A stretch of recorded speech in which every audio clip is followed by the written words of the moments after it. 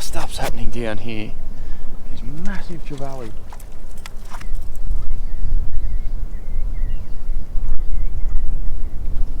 Oh, look at that. Huge mullet just getting shunted up onto the bank. See if I can land this right on it.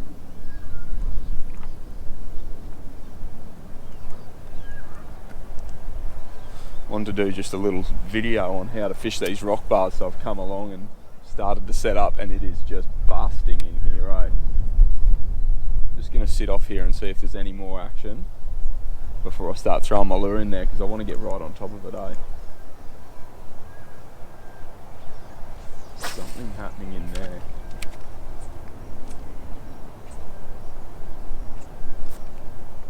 In this video I'm going to take you through how I like to fish these rock walls for mangrove jack, especially using diving lures. So I'll take you through some of the diving lures that are your better options, and we'll just talk on the tactics and the retrieves and everything that's going to help you get those fish in the boat and hopefully get a few more bites.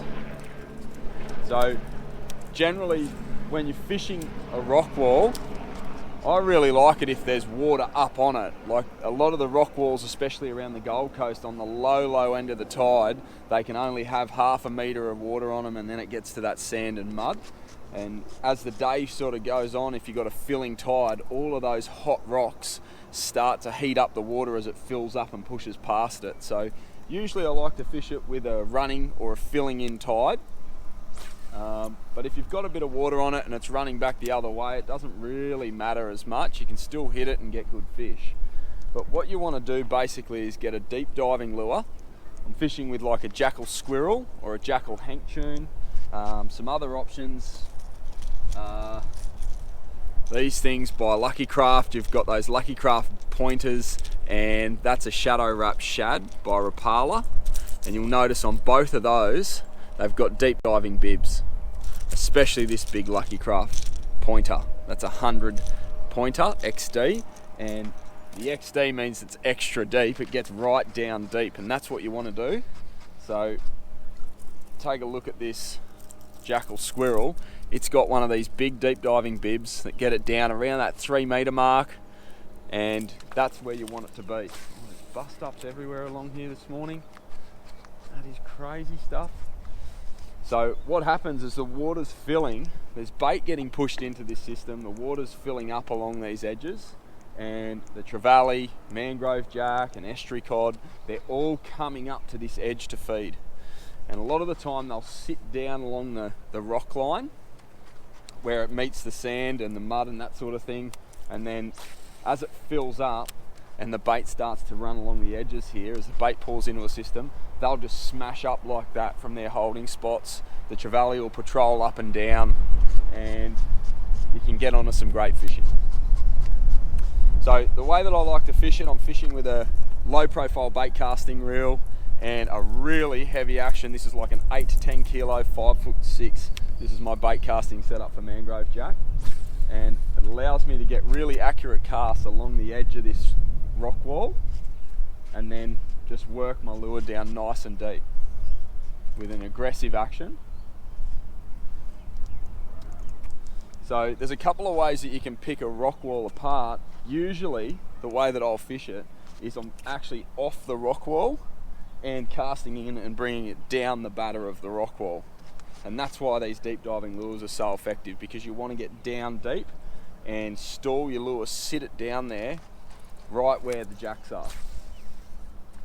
So you're trying to get that lure down right in beside the rock wall. If you're running a shallow diving lure, you're kind of bringing it out across the surface water, and you're not down in the water column down where the jacks are sitting. So once I've sort of ripped it down and got some kind of presence in the water, I just tend to sit it there, and using a slow floating but well balanced diving lure, maybe slow floating or suspending, like these jackal lures. These jackal lures just sit like that, suspended in the water, and if you change the hooks over, you can get a super slow float out of them, so they just come back out of the rocks. And that's usually what I like to do when I'm fishing around these, especially these bigger rock walls where the rocks are a lot bigger. It's carnage in there, and you don't really want to be getting snagged up and having to go in all the time. So a slow floating lure that comes back out of the rocks is a good way to go. So I'm just casting it right in against those rocks, bringing it down, and then just sitting it there and giving the jacks time to come up and grab it. And once I've sat it there for a bit, just really aggressive, like bang bang, like that you get out of a jackal squirrel or a pointer or any kind of like rip bait, jerk bait style of diver. Once it's down there, that pulls the attention of the jacks in.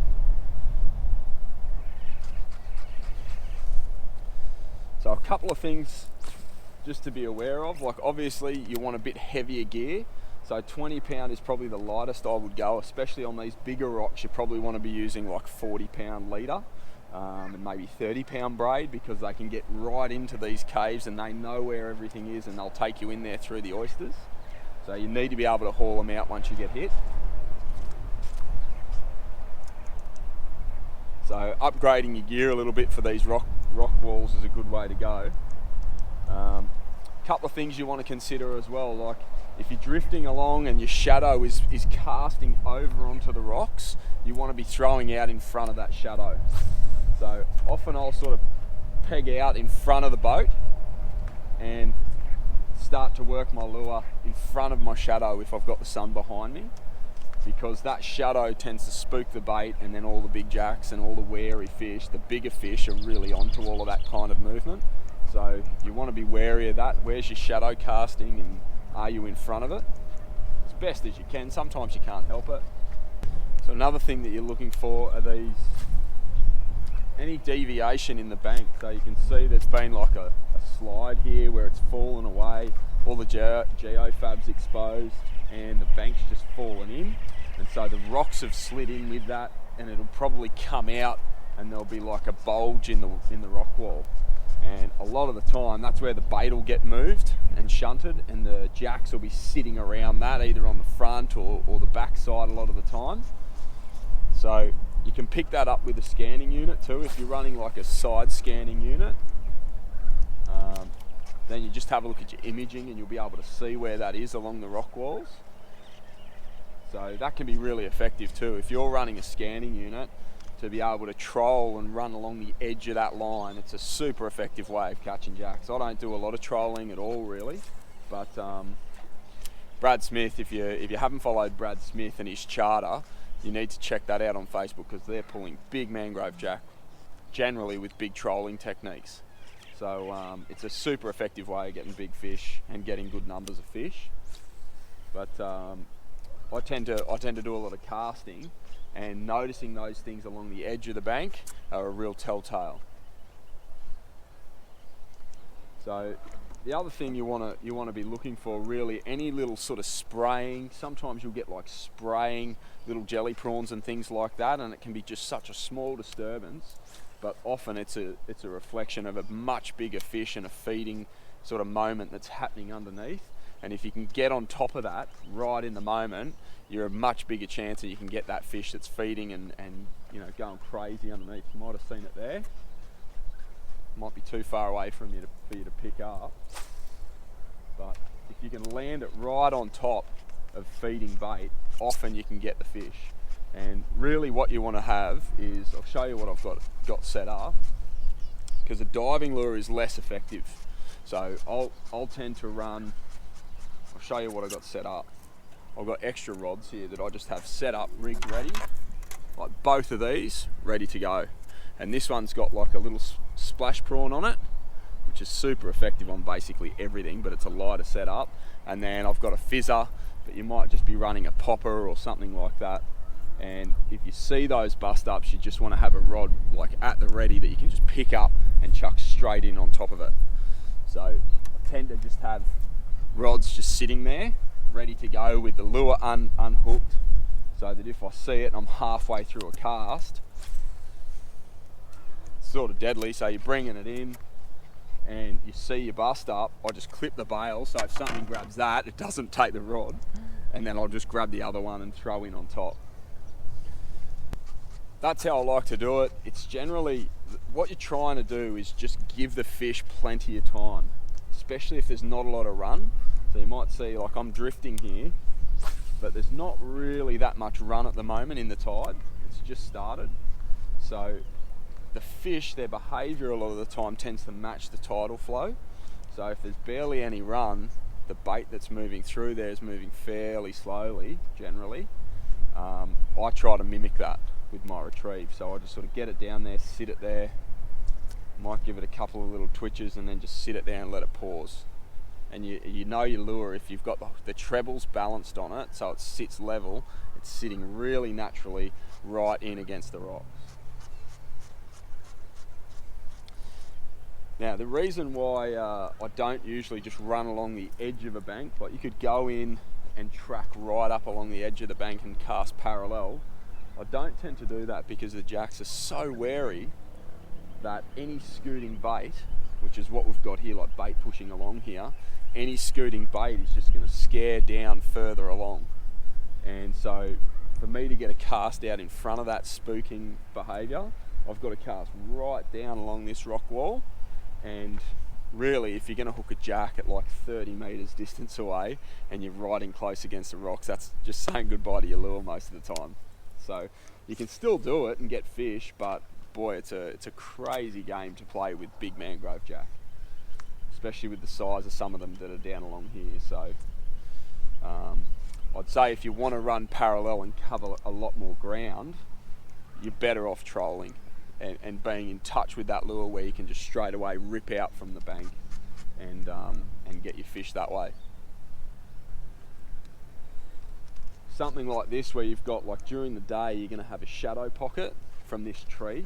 As the sun starts to fade behind that tree, there's going to be a shadow pocket there, and jacks love that darker sort of hidden water where it's a little bit darker, they've got the shade, and you know, they might have birds and things sitting in there, or as the tide fills it might cover the base of that tree and the leaves and things. Perfect point for a jack. So a lot of it's sort of really logical things, like any deviation in the bank, any extra structure. If you had like a tree root, if that was just a broken root, then the tree, you know, might be falling in and lying on the bottom there. It's those sorts of things that you're looking for when you're fishing along these rock walls.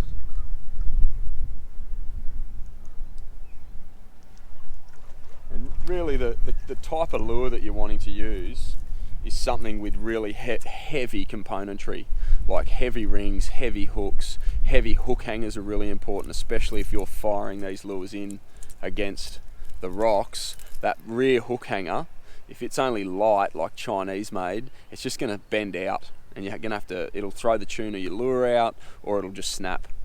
So really important that you're fishing with like a heavy componentry lure. So a lot of Australian made stuff is good as well. Or yeah, really well made stuff. Man, it's bust up right the way along here, eh? And I think they're Trevs. That one hit me but missed me completely. Big boil up under my lure.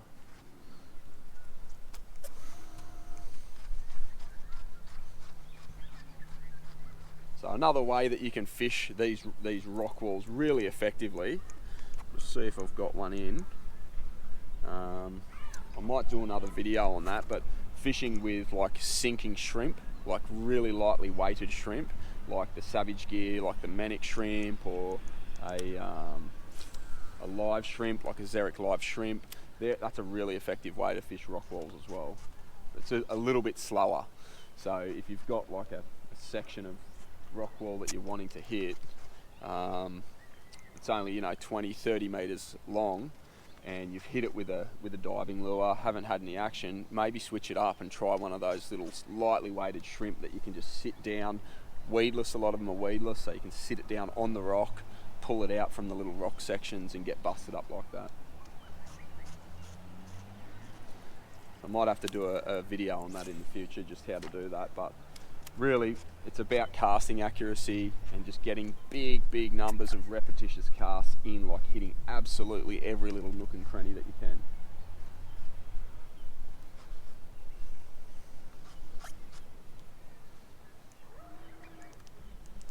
When you're fishing along like sections of the Coomera and Nerang, like those built rock walls that are just a lot smaller rock, you can actually fish a lot lighter around that, because once you hook them, generally, if there's no drains, because they'll take you up the drains, if you're just fishing a bare rock wall, they've sort of got nowhere to go, and they'll just sort of run you along the rock wall and then run out of steam at times. You just got to hope that there's no crab pots or anything down underneath, because they'll take you straight to it. But yeah, the game is a lot easier when you're fishing those smaller rocks that have been laid down by the construction gangs that are making the canals.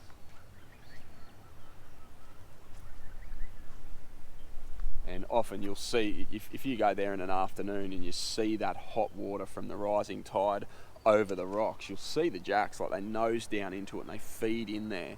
They feed on the shrimp and the crabs in there as it fills up. So yeah, you can sort of pick them off like that.